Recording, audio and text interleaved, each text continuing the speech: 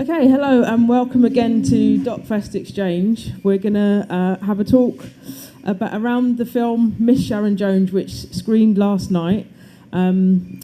This programme of talks that happen daily here is developed in collaboration with the Wellcome Trust, a global charitable foundation who support many creative people, both researchers, filmmakers, artists. And so one of the things we've really been keen on is that we have the possibility to have talks from very creative and inspirational people stimulated by the films at the programme.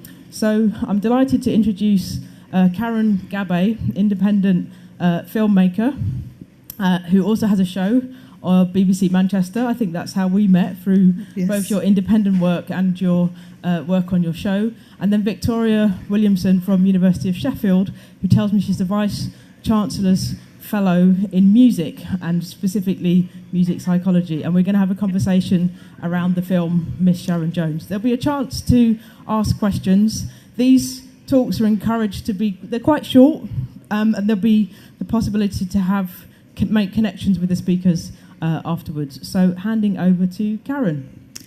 Hello everyone.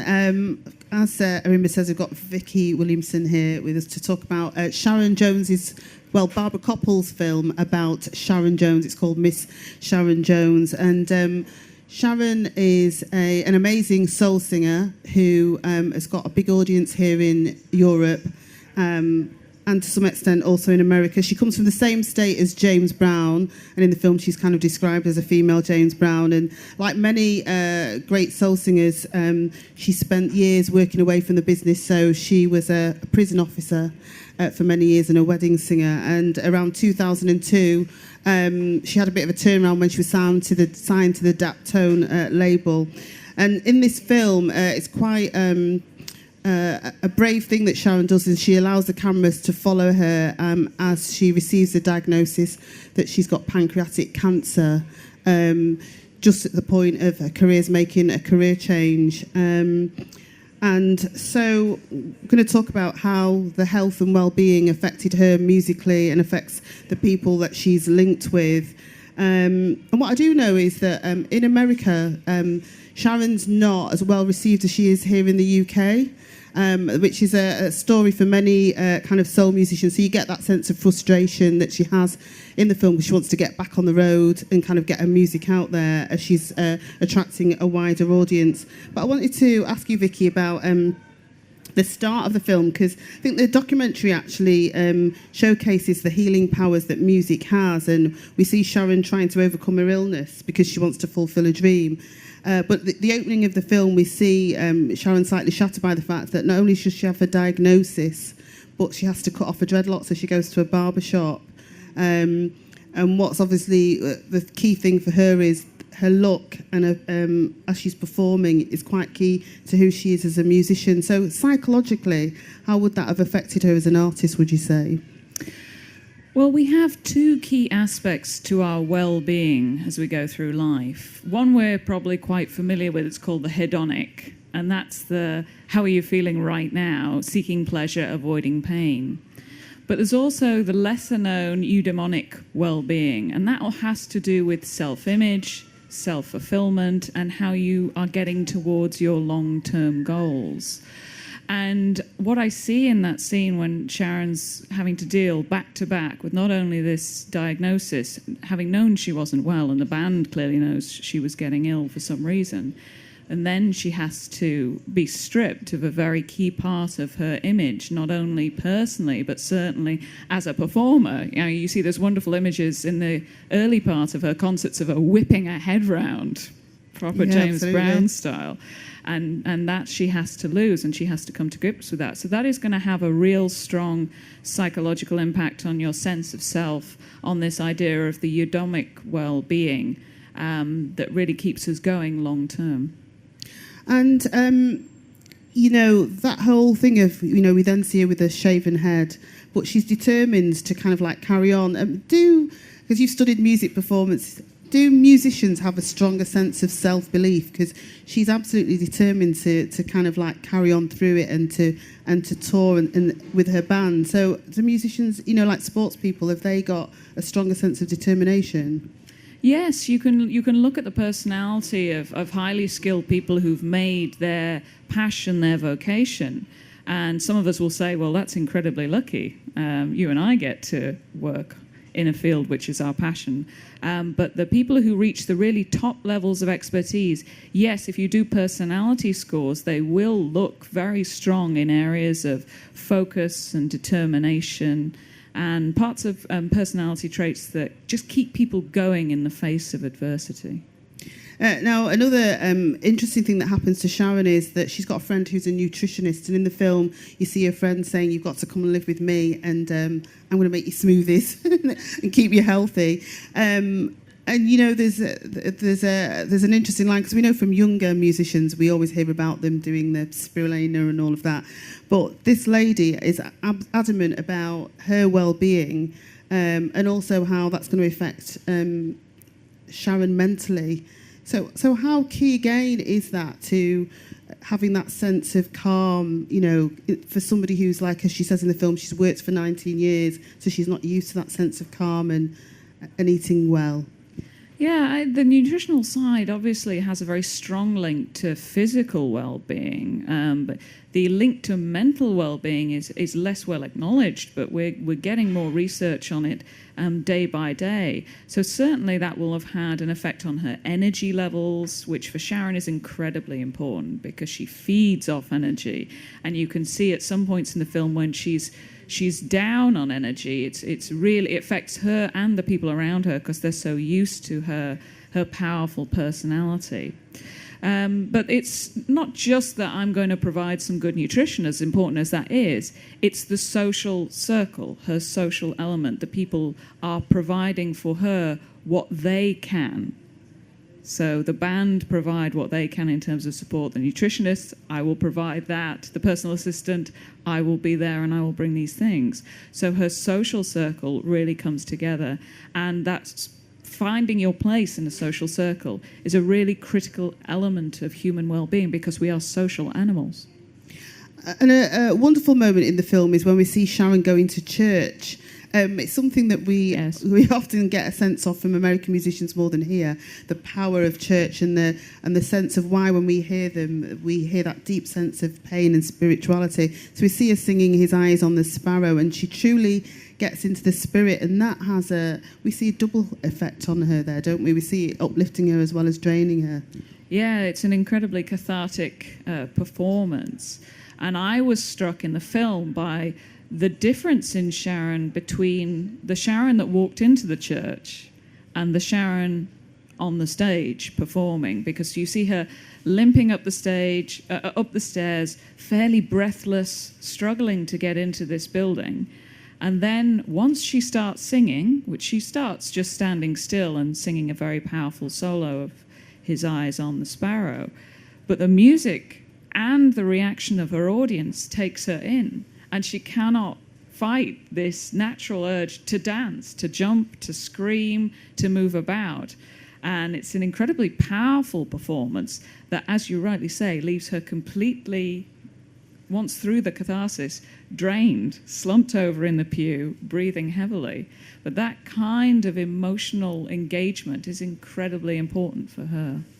And how much research has been done into how gospel music and soul music actually does lift the soul? I know there's been a lot of research into how much Mozart and classical composers speed recovery from illness, but do we know about how much gospel does?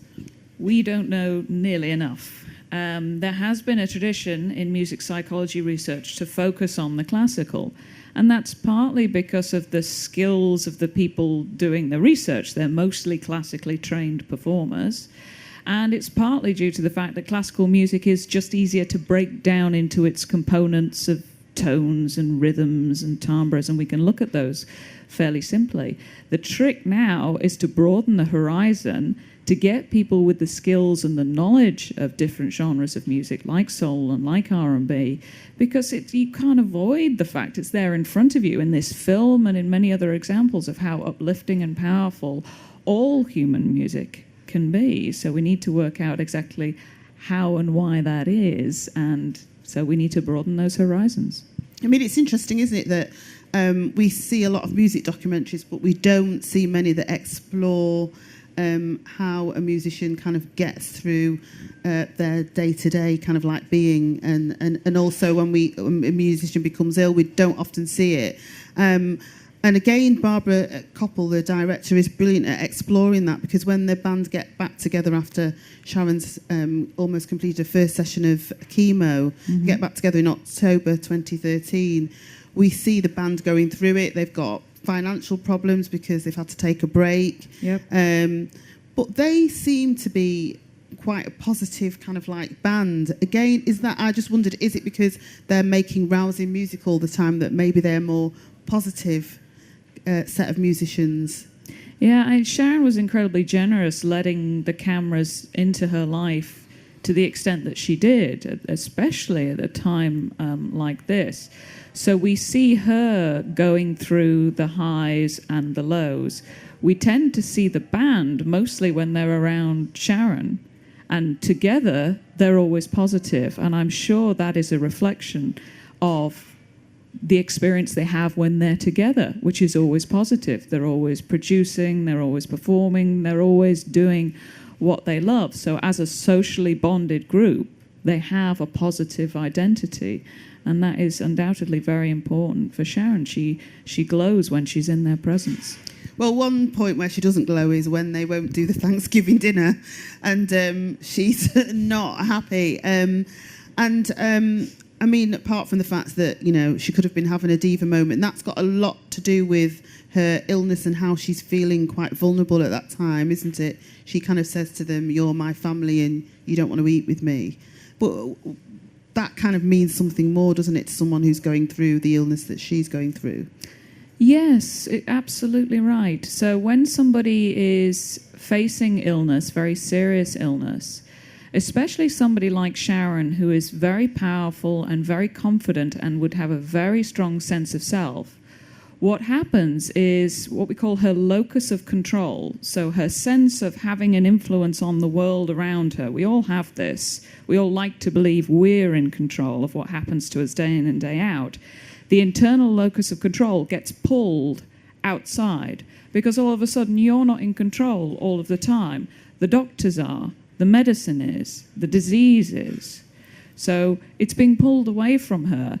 And you can see sometimes the frustration, the diva moments happen when there is something she can have control over and it's being taken away as well. The Thanksgiving dinner we were supposed to have, you're cancelling it? I beg your pardon, or in some such words. So it's trying to assert control in a world that feels like it's spinning away from her to some extent. I mean, I wonder if they'd been a rock band, if that the outcome would have been slightly different, because they make it up pretty quickly, and that's not just for the cameras, is it? So, no, I don't believe so. I believe they're very closely connected as a group of people through music, and they just can't bear to be upset with each other, especially over a little thing like that, which to Sharon, of course, is a very big thing. So it's about making sure that she has what she needs. Now, you study actually music performance. What would you say about how Sharon Jones and the Dap Kings perform as a band? What is it that they have that's quite unique to them? Because they don't have big radio hits or anything, but they're really revered around the world as live performers, aren't they? Absolutely. And what you see in this type of band where the live performance is so incredibly powerful, and to some extent it's very hard to translate that onto vinyl, onto cassette, onto CD, because it's that atmosphere in that environment at that time. And what people react to is not only Sharon and her relationship with the crowd, which is stunning. She's an incredible performer in terms of how she communicates musically, but also the relationship with the band, because they're so sensitive to each other. They react to each other. They react to each other's movements, each other's musical tones. And a lot of the research I've done looks at this non-verbal communication between musical performers, how they do it, and how the little slight things that we don't see in that moment, but we react to. And they're very clearly on a very sensitive level with each other, and that's why they work as a live group. And do you see her as a performer that's kind of like set in another kind of like generation? Do you see her as one of those kind of traditional performers compared to how we kind of see the young generation of performers now? That's a very interesting question. I like to think she's cross-generational because there's something universally human about the way she reacts to music that I'm sure would translate to anybody who is interested and who loves music and who doesn't love music to some extent. So there's a lot of research into how children react to music, because a lot of us have been through a lifetime of exposure to music performance, music tracks, and therefore our response socially is very trained to what we're used to, the way you're supposed to behave in a nightclub or at a festival or in any other environment. But kids, you don't get that. You get the raw reaction to the music, which is very often to jump around, to scream, to dance. And that's sort of representative of the way Sharon performs on stage. So she's tapped into this universal strong human response to music, and I think that's why people love her. Now, as the film kind of draws to a close, we see that the cancer comes back for Sharon, but this time round, she's determined to keep going, and she says she's going to claim it because she's got this goal of releasing this 5th album, and she wants it to kind of be out there. It's quite interesting sometimes that musicians who are very, very ill or quite ill seem to still be able to deliver this strength of performance and this strength of voice, no matter kind of what they've gone through. Has there been any research into that in terms of how music performance works through somebody who's like very ill? There's not a great deal of research into musicians' well-being and how their performance is affected when they're ill. But there is a great deal of research about how personality survives through illness. And as we were saying earlier, a performing musician, is likely to have many of the psychological tools necessary to boost their own well-being as long as they still can perform, as long as they still can get to their music and still can communicate with other people through music. And she's incredibly goal-driven. She sits there in a bed in a hospital saying, I'm going to sell 1 million records. And the personal assistant says, well, let's not carry it away. And she says, no. We're going to sell 1 million records. Just say it. Then it will be. And the person says, we're going to sell 1 million records. There you go. It's done. So it's that kind of goal attainment, passion to communicate through music and to reach out to people and to give them the joy that she feels through music that she felt in that church that keeps her going. Great, thank you. So does anyone have any questions? Mind yourself. Speaking of well-being. I've got one yeah. I wondered about whether, if you could tell us a little bit more about this idea of personality surviving illness. That's really interesting, but could you unpick it a little bit? I didn't think I fully understood it. I know, seeing a lot of performers, you see, like, for instance, Bobby Womack, a great soul performer, was stricken with illness, but was able to deliver what many people class as, his finest shows of his life. So on stage, you couldn't tell that this person had all these, a long list of ailments, because they seem to have this power of voice, power of performance, still able to move around quite well. And then, you find out that 4 or 5 weeks later, that person's passed away. I mean, even the classic story of Prince, people say that the last couple of shows he gave in Atlanta were the performances of a lifetime, really, on every single level and very emotional. And then a week later, he's passed away. So that's why I was asking that particular question. Yeah, and I can take it, 3 100-odd years ago, when Beethoven was losing his hearing, he was driven to suicidal thoughts. He went away, took himself off into a part of the countryside and considered ending it all. And he wrote letters while he was on that retreat. And you see him turn himself around by saying, I consider it my duty. I cannot leave this earth until I've got out of my head all the music that's in there for everybody else. I can't do this to the rest of the world. I've got to get it out. It's my job. It's my destiny on this planet. And I think there's something deep in that about all musicians, that they believe that it would be so frustrating if they couldn't perform. And that's... Yeah. I mean, I interviewed Nile Rodgers, and he's a musician who has documented his problems with cancer. He's got a blog called Living on Planet C, and he said that he's determined to produce music every single day, no matter how ill he feels, despite having thoughts like, I want to rob a bank today, and all of those things. But yeah, he says he has all these thoughts. But the thing is, he's also, the overriding element is, I'm going to produce music. And that's why, if you look at his tour dates, they're extensive, because he's absolutely driven by the power of having to deliver music, and new music, as well as his classic collection. Yeah. So flipping that on its head, so I sing in a community choir, and one of our choir members, who's an activist, she got diagnosed with cancer, and we went to the hospital ward to sing to her, and it was really extraordinary that not only did she was awake, but everyone on the ward just woke up, and one lady started singing one of the songs, and we were singing songs from all over the world. This happened to be in French, and she started singing. She didn't speak English, so that there was really powerful, in my mind, slightly unexplained impact of us singing on people on that ward. Sadly, that lady has died, but the act of us singing and being sung to, I wondered if there's anything around receiving that, so being on the kind of the receiving end.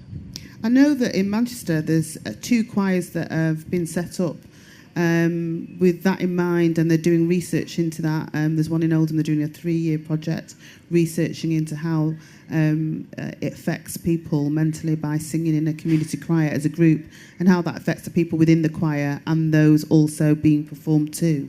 But I think it's a relatively new area. It's a relatively new area of research, yeah. In terms of group music performance, choirs have been kind of the focus, looking at Gareth Malone and singing with veterans and this sort of thing. I'm just starting a project here in Sheffield looking at brass banding, because there's a great tradition of brass banding here in the north of England, all over the UK, but especially here in the north of England, and looking at the well-being that engenders for the people who do it and for their audiences. But another project that I work on is live music in dementia care.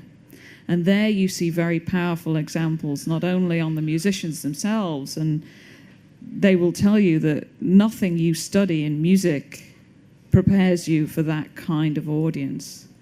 And some of them will tell you they wouldn't stop doing this work for anything, because it feels like the closest you get to human communication through music, to touching other human beings through music, completely one-on-one, and something very spiritual and very highly emotional about it. And the reactions you can get, even with people in very later stages of dementia, and they can be the smallest reactions, a little reach out with the hand, or a look in the eye when somebody hasn't made eye contact for years. There's something about a musical channel that allows people to come together, and that's part of our deep human musicality.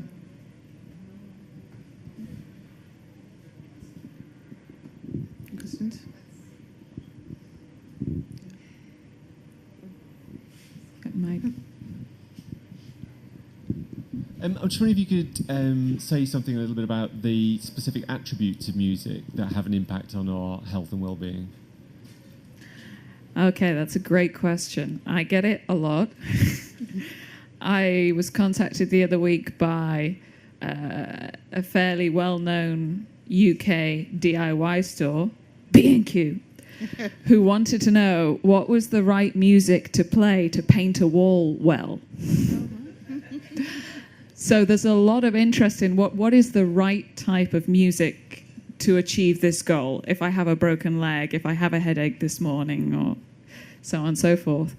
And you can break music down sometimes into the kind of rhythms and tonalities and notes that will make people happy versus sad. That's fairly clear and that's fairly universal and fairly predictable. But the really deep reactions to music that we're really interested in getting in terms of well-being and health and support have to come down to the individual. Because the way we react to music is at some level to the notes and the rhythms themselves. But the big part of the cake on top are your personality, your memories, and the way you interact with that particular music. So there's no way around personal history and preferences, I'm afraid. That is where the real power of music lies. But also shared memories, because I do films which look at shared memories. And for instance, I did one on ice cream, and the great shared memory is the ice cream bell. And that identifies people with an area, the area that they grew up in, and also that great memory of, maybe a Sunday afternoon of the ice cream man coming round. Another thing I did was a short film on a big theme park that Manchester had, and the big shared memory there was the last record played at the end of the night. That had memories for the workers. They knew their shift was over, and the people who were in the fairground knew it's time to go home. So, there are those elements as well which are quite interesting when you screen films to audiences and they share that back with you. So I would like to know, you have been talking about the communicative power of music, and I know it's not exactly your field, but what would be your opinion of why is this communicative power of music? How comes that humans, that we communicate through music? Is there something in us, something biological, genetical, which makes this work, this communicative power of music? There certainly is. It comes down to the human voice. So most musics, but certainly the oldest forms of music, build on the tonality and rhythms of the human voice. So they're a reflection of, our music is a reflection of ourselves, of the way we produce sound. So there's some very deep biological roots that have to do with you reacting to your fellow animals. And that's been passed down a long time through evolution. We know that human beings have been making music for a very, very long time. The oldest archaeological evidence of musical instruments is 40,000 years old, and those are fairly sophisticated bone flutes that use pentatonic scales, so that use exactly the same musical scales that we use today in our folk music. So we have evidence, and of course our singing and drumming will extend far beyond that.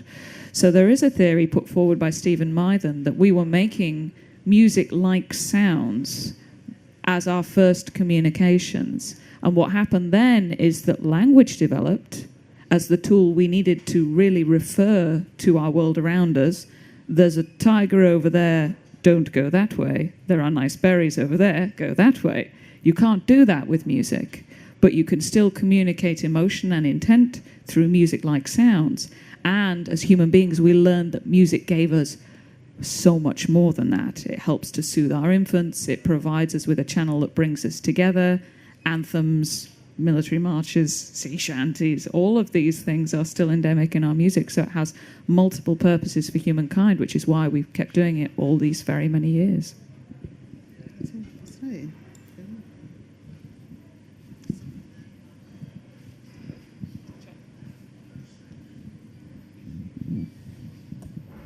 I wonder if there's, I'm sorry I came in on this late because I was looking forward to it, but I got a bit lost. But I wonder if there's a reverse to treating people, therapeutically with music. If people listen to a certain type of music could they get wound up and stressed out because of the type of music they choose to listen to socially? For example, I've been to a party recently. Yeah, I've been to a party recently, and the people who were hosting the party really loved this like really tense music, and I just was sitting there kind of, because I'm hugely into music, I was trying to evaluate what it was about this music that just it drove me crazy. I just wanted to smash the stereo system. And it was because it never had a resolve. It was this constant like, it almost sounded like Jaws soundtrack, but with like drum and bass, so it's kind of modern and cool and edgy, and it was like, it never went anywhere. Techno has that effect on me. Just come back, just give us a resolve, and then go back to the tension again. So I wonder if people, if they listen to that, maybe because socially it's really cool, they just got into it, it was a scene that could kind of stress them out and get them a bit on edge, and then you'd have to kind of like, is that a thing, or people just like what they like, and everyone has their own opinion? I mean, just through work that I've done, I think that they say, you know, that the hard rock can have that effect on people, getting them kind of like really wound up and angry. And just because of, again, it's got that relentless sound that people sit and listen to that in bedrooms, kind of, you know, are kind of like the angry youth. I mean, there's a big debate about how hip hop falls in that kind of category as well, and many people say it's just because it's stereotypical. People have got a downer on the fact that some elements of hip hop do make people angry and make them wound up. But I think, you know,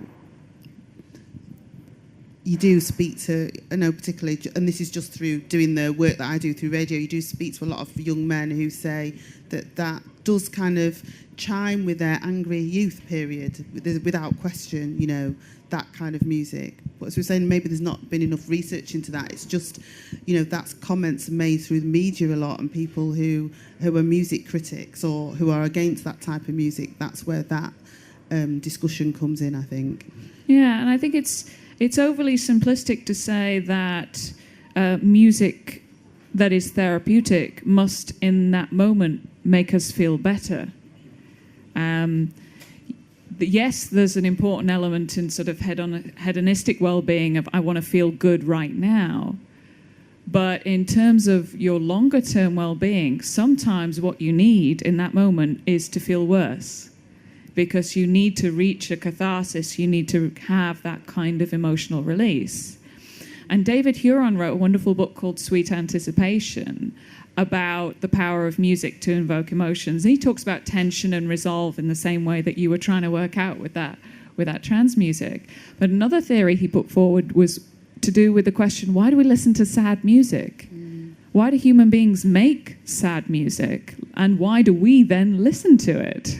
Are we all masochists? Why are we doing this to ourselves? And the theory in that case that he puts forward is that we're doing it because music provides a safe trigger for sadness. You don't actually have to lose anything. You don't actually have to be in physical pain, but you can get the physical release. You can be driven to tears, and that stimulates neurochemicals within the brain. A peptide called prolactin is one of them, that makes us feel good. At the end of the cry, at the end of the downer, you come out of it feeling better.